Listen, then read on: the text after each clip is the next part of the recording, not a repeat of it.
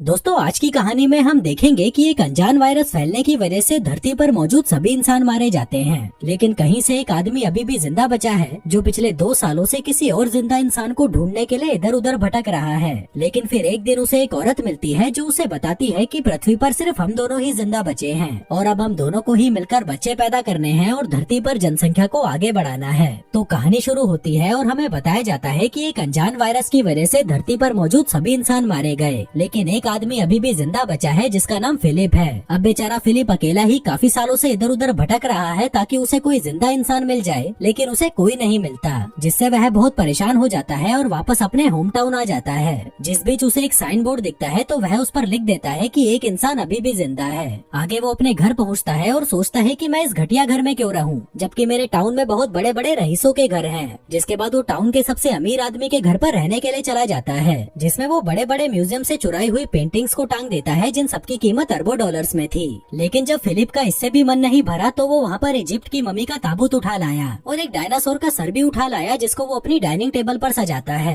फिर रात को सोने से पहले वो ऊपर वाले से बार बार हस्त मैथुन करने के लिए माफी मांगता है जो वो पिछले 2 सालों से कर रहा था। फिर अगली सुबह वो टॉयलेट जाता है लेकिन उसमें पानी नहीं आ रहा था, तो वह अपना पिछवाड़ा धोने के लिए बहुत सारी बिस्लेरी की बोतल उठा लाता है। फिर पेट खाली करने के बाद उसे भूख लगी थी तो वह एक सुपरमार्केट में जाता है, जिसके दरवाजे को खोलने की बजाय वो उसे बंदूक से उड़ा देता है। फिर अंदर आकर वो अपने लिए बहुत सारा खाना लेता है, लेकिन तभी उसकी नजर वहाँ रखी गंदी मैगजीन्स पर जाती है जिसको वह ठूस ठूस कर अपनी ट्रॉली में डालता है और वहाँ से निकल लेता है। रात को वह $10,000 की वाइन खोलता है और ऊपर वाले को शुक्रिया करता है, जिसके बाद वो 2 बार हाथ गाड़ी चलाता है और चुपचाप सोने चला जाता है। फिर अगले दिन फिलिप अपना टाइम पास करने के लिए घर के महंगे महंगे सामानों को बर्बाद कर देता है, लेकिन जब इससे भी उसका मन नहीं भरता तो वह एक महंगी मस्टैंग को एक सस्ती कार से भिड़ाकर विस्फोट कर देता है, क्योंकि वो बेचारा कब तक अपनी हाथ गाड़ी चलाकर टाइम पास करता। अब ऐसे करते करते कुछ दिन बीत जाते हैं और हम देखते हैं कि फिलिप का घर एक कबाड़ खाना बन चुका है, और वैसे भी वो इस घर को क्यों ही साफ करता, ये घर उसका थोड़ी ना था। आगे वो एक रबर के पूल को दारू से भर देता है और उसी में नहाता है, उसी को पीता है। इसी बीच अचानक उसे जोर का टॉयलेट आ जाता है, लेकिन उसके टॉयलेट में कबाड़ भरा पड़ा था, इसलिए वो अपने लिए एक नया कमोड बनाने की सोचता है। वो एक स्विमिंग पूल के फट्टे को बीच में से काट देता है और वहीं पर हगने बैठ जाता है। फिर हगने के बाद वो एक बार में जाता है और वहाँ पर रखे हुए खिलौनों से पूछता है कि क्या तुम लोग थोड़ी दारू पीना चाहोगे, लेकिन जब वो खिलौने उसे कोई जवाब नहीं देते तो वह खुद ही पूरी बोतल दारू की पीकर वहाँ पर बेहोश हो जाता है। थोड़ी देर बाद जब उसे होश आता है तो वह एक खिलौने को अपने साथ कार में लेकर एक लड़की के पुतले के पास जाता है और उससे बातें करने लगता है। कहता है कि मैं बहुत दिनों से तुम्हें नोटिस कर रहा हूँ, लेकिन मुझमें इतनी हिम्मत नहीं थी कि मैं तुम्हें अपनी दिल की बात बता सकूं। जो कहकर वो उसे किस करने लगता है कि तभी उस पुतले का हाथ टूट जाता है, जिसे देखकर फिलिप उदास हो जाता है और अगले दिन एक पहाड़ी पर जाकर वहाँ पर RIP फिलिप लिख देता है। जिसके बाद वो अपनी कार में बैठता है और उसे फुल स्पीड से पहाड़ी से क्रैश करवाने के लिए आगे बढ़ता है, लेकिन इससे पहले कि वो अपनी जान देता उसे वहाँ कुछ अजीब सी चीज दिखाई देती है। वो जल्दी से अपनी कार रोकता है और देखता है कि पहाड़ के पीछे से धुआं निकल रहा है, जिसका मतलब था कि कोई इंसान अभी भी जिंदा बचा है, इसलिए वो जल्दी से उस धुएं की तरफ आगे बढ़ता है। फिर उस जगह पर पहुंचकर उसे एक कैंप लगा हुआ दिखाई देता है, जिसके साथ ही वहाँ पर एक लड़की की ब्रा भी टंगी हुई थी, जिसे देखकर वह खुश हो जाता है और उस ब्रा को सूंघने लगता है। जिसके बाद वो वहीं पर बेहोश हो जाता है। थोड़ी देर बाद जब उसे होश आता है तो वह खुद को एक खूबसूरत लड़की की गोद में लेटा हुआ पाता है, जो उसे कहती है कि मुझे तो यकीन ही नहीं हो रहा कि तुमने मुझे ढूंढ लिया, जो कहकर वो उसे किस करने लगती है। पर तभी फिर से उसकी आँख खुलती है और वह देखता है कि एक लड़की उसे CPR दे रही थी और वो दिखने में बिल्कुल भी खूबसूरत नहीं थी, इसलिए वह उससे डरकर दूर हट जाता है। वो उससे पूछता है कि वो खूबसूरत लड़की कहाँ गई, जिस पर वो लड़की, जिसका नाम कैरल होता है, कहती है कि तुम बेहोश हो गए थे और तुमने अपने कच्छे में सुसु भी कर दिया था, इसलिए मैं तुम्हें CPR दे रही थी। फिलिप कहता है कि मैंने सुसु नहीं किया, ये पहले से ही गीला था, जो कहते हुए वो उसकी तरफ बढ़ने लगता है, जिससे घबराकर कैरल अपनी बंदूक निकाल लेती है। कहती है कि पहले तो मेरी ब्रा नीचे रखो और ये बताओ कि क्या तुम एक अच्छे इंसान हो। वो कहता है कि हाँ मैं अच्छा हूँ, तुम मुझ पर भरोसा कर सकती हो। वो पूछती है कि तुमने ही उस साइन बोर्ड पर अपने बारे में लिखा था। फिलिप कहता है कि हाँ वो मैंने ही लिखा था। दरअसल अकेले रह रहकर मैं परेशान हो चुका था और अपनी जान देने ही जा रहा था कि तभी मुझे तुम दिखाई दी, जो सुनकर कैरल को उस पर तरस आ जाता है और वह उससे दोस्ती कर लेती है। आगे वो दोनों साथ में बैठकर कॉफी पीने लगते हैं, जहाँ पर हम फिलिप को देखते हैं जो बिल्कुल भी खुश नहीं था, क्योंकि वो अपने लिए हमेशा से एक खूबसूरत लड़की चाहता था, लेकिन उसे क्या मिला, ये जंग लगा कबाड़। जिसके बाद वो कैरल को अपना घर दिखाने ले जाता है, लेकिन तभी रास्ते में कैरल उसे एक स्टॉप साइन पर रुकने के लिए कहती है। जिसके बाद वो दोनों दाएं बाएं देखकर चेक करते हैं कि कहीं कोई सड़क क्रॉस तो नहीं कर रहा। आगे घर आकर फिलिप कैरल को अपना टॉयलेट वाला पूल दिखाता है, फिर कचरे वाला पूल दिखाता है और फिर दारू वाला पूल दिखाता है। फिर अंदर आकर कैरल को वहाँ बहुत सारे मैगजीन के ढेर पड़े हुए दिखते हैं, तो वह उसे पूछती है कि ये सब क्या है। फिलिप कहता है कि ये मेरी हाथ गाड़ी चलाने के लिए गंदी मैगजीन्स हैं। जो सुनकर कैरल हंसने लगती है और कहती है कि मैं तुम्हें जज तो नहीं करना चाहती, पर तुम मुझे बहुत बड़े ठरकी लगते हो। जो सुनकर फिलिप को बहुत बुरा लगता है और वो उसे वहीं पर छोड़ आता है जहाँ से वो उसे उठाकर लाया था। फिर अगली सुबह जब उसकी नींद खुलती है तो वह देखता है कि कैरल फिर से वहाँ पर आ गई है और उसके घर का कचरा साफ कर रही है। फिलिप कहता है कि आगे से जब तुम मेरे घर का कचरा साफ करने आओ तो मुझे बता कर आना। जो सुनकर कैरल को गुस्सा आ जाता है और वह फिर से वहाँ पर उस कचरे को फैला देती है। फिलिप उसे रोकने की कोशिश करता है तो वह कहती है कि हमें इसे साफ करने के लिए क्लीनर चाहिए, जिसको लेने के लिए वो दोनों सुपरमार्केट पहुँच जाते हैं। तभी फिलिप अपनी कार को हैंडीकैप लोगों की पार्किंग में खड़ी कर देता है, तो कैरल उसे कहती है कि ये जगह हैंडीकैप लोगों की है, तुम अपनी कार कहीं और खड़ी करो। जो सुनकर फिलिप को गुस्सा आ जाता है और वो कहता है कि कहीं तुम पागल वागल तो नहीं हो, इस दुनिया में हम दोनों के अलावा कोई और है ही नहीं, तो यहाँ पर हैंडीकैप इंसान कहाँ से आएगा। कैरल कहती है कि जो भी हो, पर तुम अपनी कार को कहीं और पार्क करो। अब फिलिप का दिमाग घूम चुका था, तो वह अपनी कार को सीधा सुपरमार्केट के अंदर घुसा देता है। फिर रात को वह अपने खिलौने दोस्तों से बात करने बार में जाता है और उन्हें बताता है कि अब मैं इस दुनिया का आखिरी इंसान नहीं रहा। मुझे लगा था कि मुझे एक खूबसूरत लड़की मिलेगी जिसके साथ मैं रोज मजे करूंगा, लेकिन मुझे क्या मिला, ये सड़ा हुआ करेला कैरल। फिर अगली सुबह जब वो बियर से कुल्ले कर रहा था, तभी वह देखता है कि कैरल अपना सामान पैक करके वहीं पर रहने आ रही है। जो देखकर वह दौड़ता हुआ उसके पास आता है और कहता है कि तुम्हें पता है ना ये दुनिया कितनी बड़ी है, तो तुम्हें रहने के लिए मेरे घर का बगल वाला घर ही मिला था। कैरल कहती है कि तुम्हें इससे क्या प्रॉब्लम है, क्या तुम्हें डर लग रहा है कि मैं तुम्हें गंदी गंदी हरकतें करते देख लूंगी। तभी फिलिप उसके सामने अपना कच्छा उतार देता है और कहता है कि ले देख ले, अब और क्या ही बचा है देखने के लिए। कैरल कहती है कि देख यार, हम दोनों को किसी मकसद के लिए चुना गया है और वो मकसद है धरती की जनसंख्या को आगे बढ़ाना। फिलिप कहता है कि देखो मैं तुम्हारी इंसल्ट तो नहीं कर रहा, लेकिन मैं तुम्हारे साथ सुहागरात मनाने में बिल्कुल भी इंटरेस्टेड नहीं हूँ, चाहे तुम इस धरती की आखिरी औरत ही क्यों न बची हो। जो कहकर वो वहाँ से चला जाता है और अपने टट्टी वाले पुल पर बैठकर हगने लगता है। पर तभी कैरल वहाँ पर आती है और कहती है कि क्या तुम अंदर जाकर नहीं हग सकते। वो कहता है कि नहीं, क्योंकि अंदर पानी नहीं है। कैरल कहती है कि देखो यार, हमें इंसानों की तरह जीना होगा, तभी हम आगे जाकर अपने बच्चों को एक बेहतर जिंदगी दे पाएंगे। वो कहता है कि पागल की बच्ची, तुझे समझ नहीं आता कि मैं तेरे साथ बच्चे पैदा नहीं करना चाहता। वो कहती है कि ठीक है, लेकिन मुझे खाने के लिए फ्रेश फ्रूट्स और वेजिटेबल्स चाहिए, क्या तुम्हें नहीं चाहिए वो। फिलिप कहता है कि मुझे इससे कोई फर्क नहीं पड़ता। तभी कैरल अपनी पॉकेट में से एक टमाटर निकालती है और उसे चिढ़ाते हुए खाने लगती है।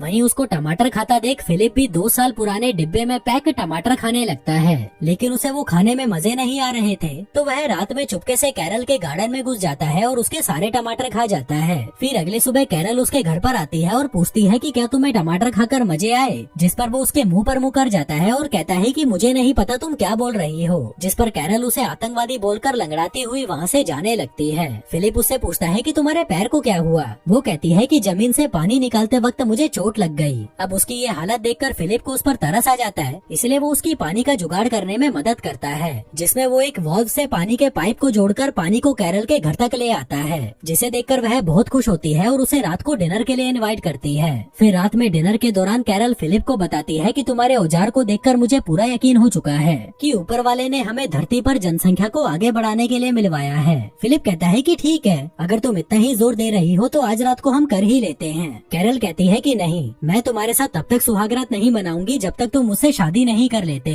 जो सुनकर वह हंसने लगता है और कहता है कि तुम मजाक अच्छा कर लेती हो। वो कहती है कि नहीं, मैं मजाक नहीं कर रही, क्या तुम ये चाहते हो कि इस धरती पर पैदा होने वाला पहला बच्चा नाजायज हो। फिलिप कहता है कि तुम ये शादी क्यों करना चाहती हो, जबकि इस चीज का कोई मतलब नहीं है। वो कहती है लेकिन मेरे लिए मतलब है, अगर दुनिया खत्म हो गई है तो इसका मतलब ये नहीं कि हम अपने रीति रिवाज भूल जाएं। अब फिलिप को किसी भी हाल में उसके साथ इंटीमेट होना ही था, इसलिए वो उसके साथ शादी करने के लिए मान जाता है। कैरल कहती है कि पहले तुम मुझे अच्छे से कहो अपने घुटनों पर बैठकर, जिस पर फिलिप अपने घुटनों पर बैठकर उसे प्रपोज करता है और कैरल उसे हाँ बोल देती है। लेकिन उसकी हाँ सुनकर फिलिप को बिल्कुल भी खुशी नहीं होती, तो वह डिनर को आधे में ही छोड़कर वहाँ से घर चला जाता है। जिसके पीछे पीछे कैरल उसके लिए खाना लेकर आती है। कहती है कि तुम्हें पता है अमेरिका का राष्ट्रपति मर चुका है, इसलिए अब हम दोनों में से ही किसी को राष्ट्रपति बनकर देश की कमान अपने हाथों में लेनी होगी। वहीं फिलिप जो उससे बहुत ज्यादा परेशान हो चुका था कहता है कि तुम ही बन जाओ राष्ट्रपति। वो कहती है कि मैं नहीं बन सकती क्योंकि मुझे लोगों के बीच भाषण देना नहीं आता। इसलिए उन दोनों की सहमति से फिलिप को राष्ट्रपति बना दिया जाता है। फिर अगले दिन कैरल स्टोर से अपनी शादी के लिए कुछ सामान लेने जाती है। वहीं फिलिप अपनी बैचलर पार्टी एंजॉय कर रहा था, जिसमें वो बहुत सारे टिश्यू पेपर्स को इकट्ठा करके उसमें आग लगा देता है। जिसके बाद वो फटे पुराने कपड़े पहनकर चर्च में पहुंचता है, जहां कैरल ने चर्च को बहुत अच्छे से सजा रखा था और खुद भी वो बहुत अच्छे से तैयार होकर आई थी। फिर शादी के दौरान जब रिंग पहनाने की बारी आती है तो फिलिप शादी की रिंग लाना ही भूल जाता है। दरअसल वो ये शादी करने में बिल्कुल भी इंटरेस्टेड नहीं था, जो देखकर कैरल गुस्सा हो जाती है और शादी को बीच में ही छोड़कर वहाँ से चली जाती है।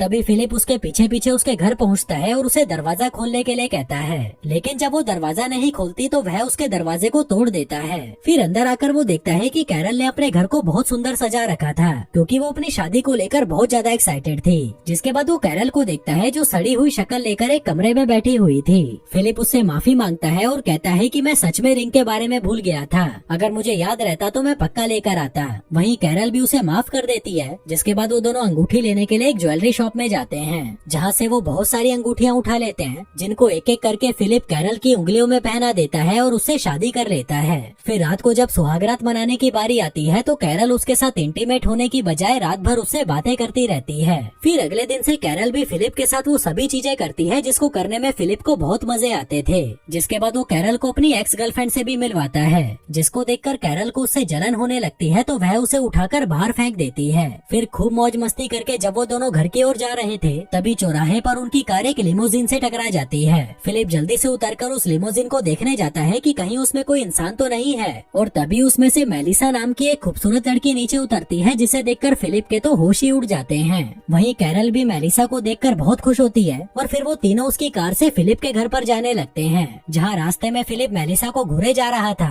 और उसको पटाने के लिए उसकी छोटी छोटी बातों पर खिलखिलाकर हंस रहा था। मेलिसा बताती है कि मैं वो टाउन के बाहर लगे साइन बोर्ड को पढ़ के यहाँ पर आई थी और पिछले 2 हफ्तों से यहाँ पर कुत्ते की तरह भटक रही थी, लेकिन मुझे यहाँ पर कोई नहीं मिला। जो सुनकर फिलिप सोचने लगता है कि मुझसे कितनी बड़ी गलती हो गई, ये लड़की तो कैरल से पहले यहाँ पर आई थी, अगर ये मुझे पहले मिल जाती तो मैं इससे ही शादी करता। तभी कैरल भी मेलिसा को बता देती है कि हमने भी 1 हफ्ते पहले ही शादी की है। जो सुनकर मेलिसा चौंक जाती है और कहती है कि यार तुम तो बड़े तेज निकले। वहीं ये शादी वाली बात फिलिप को बिल्कुल भी अच्छी नहीं लगती और इससे पहले कि कैरल उन्हें कुछ और बताती वो कार की बीच वाली खिड़की को बंद कर देता है। इसके बाद वो तीनों घर पहुँचते हैं, जहाँ मेलिसा उसके घर में लगी हुई महंगी महंगी पेंटिंग्स को देखकर हैरान हो जाती है और कहती है कि मैं बहुत थक गई हूँ, मुझे रेस्ट की जरूरत है। फिलिप कहता है कि तुम मेरे घर पर आराम कर लो, हम बहुत सारी बातें करेंगे और साथ में मिलकर खूब मजे करेंगे। पर तभी कैरल कहती है कि अगर मैं होती तो उसके घर में बिल्कुल भी नहीं रुकती, क्योंकि फिलिप इस घर के पूल का इस्तेमाल हगने के लिए करता है। जो सुनकर मेलिसा कहती है कि ठीक है, मैं अपने लिए कोई दूसरा घर ढूंढ लूंगी।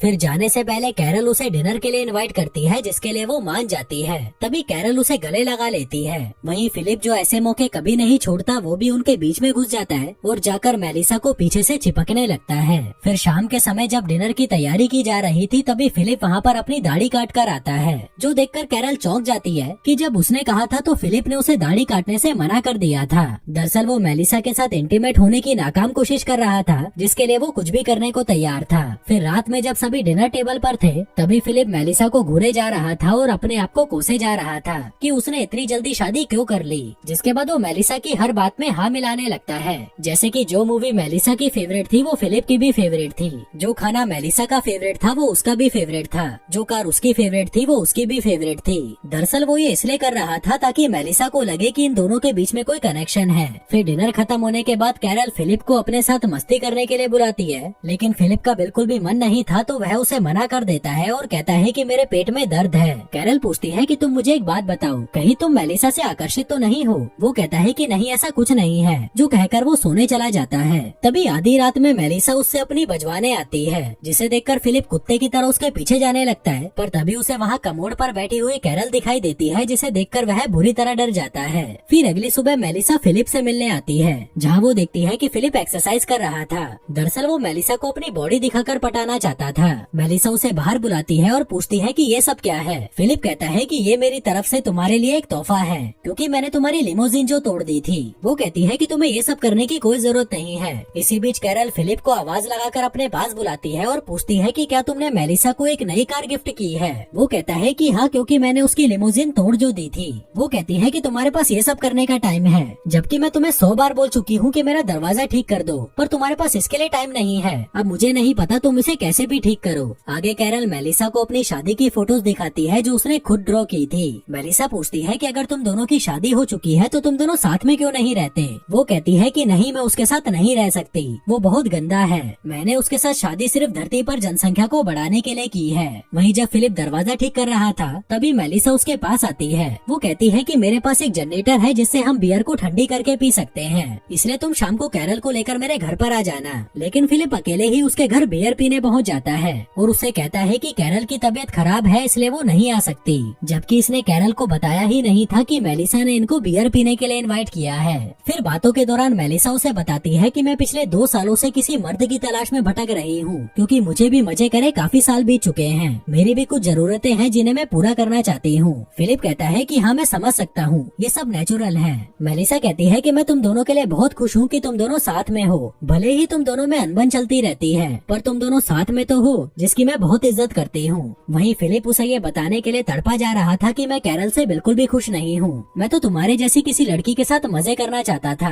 पर मुझे क्या मिला? ये सड़ा हुआ कचरा। मेलिसा कहती है कि मेरी भी किस्मत देखो, मुझे धरती पर मौजूद एक आखिरी मर्द मिला और वो भी शादीशुदा। फिलिप कहता है कि चिंता मत करो, अब वो मर्द शादीशुदा नहीं रहेगा। जिसके बाद वो अपनी शादी तोड़ने के लिए कैरल के पास जाता है, लेकिन वो उसे कुछ कह नहीं पाता, क्योंकि वो उनकी शादी की फोटो से दरवाजे पर टांगने वाला दिल बना रही थी, जो देखकर उसे कैरल पर तरस आ जाता है और वो उसकी फीलिंग्स को हर्ट नहीं करना चाहता था, इसलिए वो चुपचाप वहाँ से अपने घर चला जाता है। वहीं दूसरी तरफ हम एक ऑडी को आते हुए देखते हैं, जिसका मतलब था कि एक इंसान और भी है जो इस धरती पर जिंदा बचा है। जो इंसान वहाँ पर फिलिप का वो अलाइव वाला बोर्ड देखता है और उस टाउन की तरफ निकल पड़ता है। अब ये इंसान कौन था और उन लोगों के अलावा और कितने इंसान हैं जो अभी भी जिंदा बचे हैं, और क्या अपना फिलिप मेलिसा के साथ सुहागरात मना पाएगा? ये सब देखेंगे हम अगले वीडियो में। धन्यवाद।